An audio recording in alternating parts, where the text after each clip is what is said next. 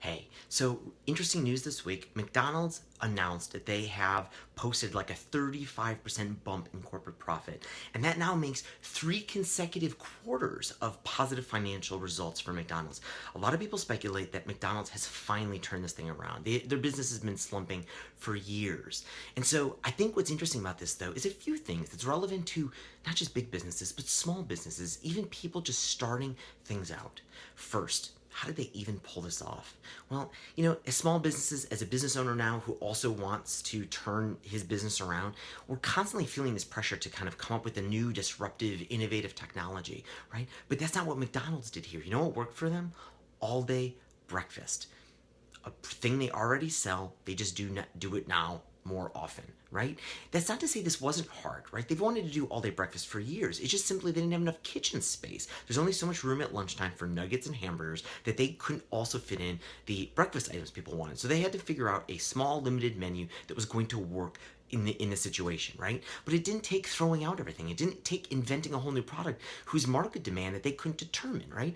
I'm in the same situation. When Basecamp wanted to just focus on Basecamp and spin off Highrise a few years ago, there was a mass exodus of customers who thought Highrise was shutting down. So when I started a couple years ago in 2014, we had to just figure out how to stop the bleeding. You know what's worked? It hasn't been creating a brand new disruptive technology. We just simply brought a new momentum to the product again, listening to what people wanted and just delivering on that. And another thing we changed was our pricing pages.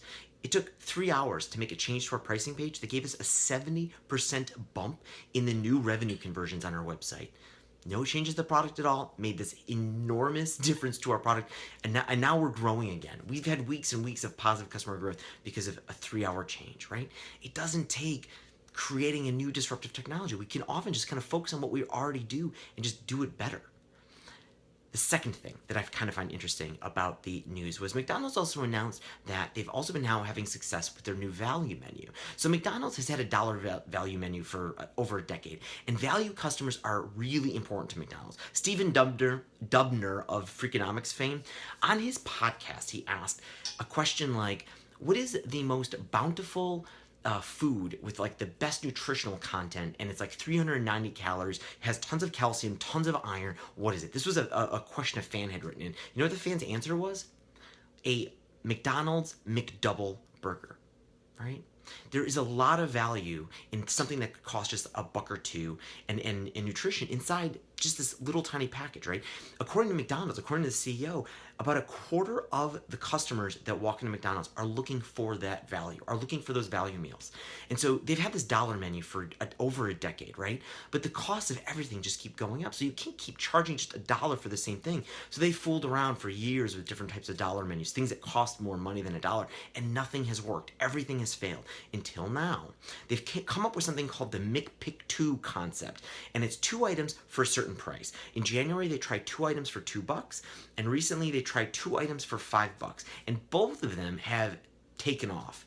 And so now they've kind of landed on this concept. They don't know which kind of price point they're going to charge, but they now think they have like a framework to work inside to deliver a new value menu. And that's interesting to me, right? I don't think we deliver on that as entrepreneurs enough, right? We're constantly focusing on delivering the cheapest product or the best product. But customers really maybe don't want either of those things. They just want the best thing they can afford.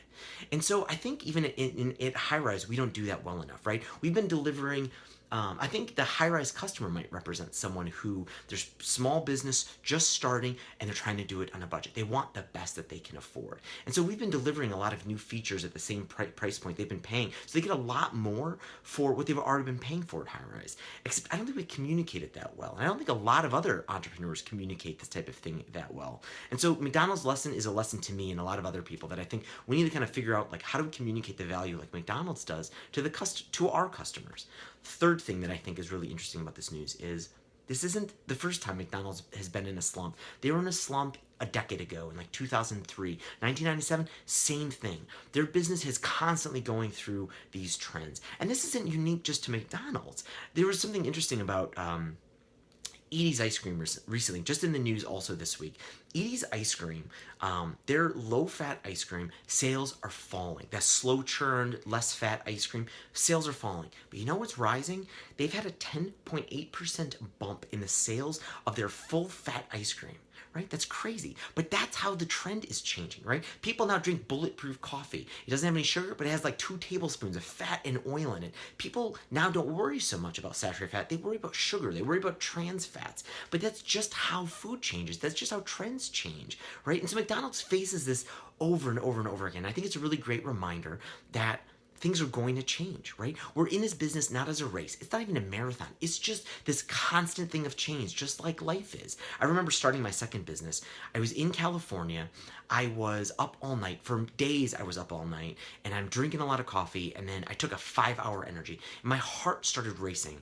I called my wife. I thought I was having a heart attack, and it was like that moment was just like, why am I being so stupid? Why am I making all these short-term sacrifices to my health and my well-being and my family in order to end a race that I think is going to end? And it's not. The problems of this business are going to just keep going on forever and ever and ever. We need to pace ourselves. We need to act smarter, because these things just don't end. We're not in it just to kind of sacrifice and end this thing right away, and everything is going to get better at the end of it.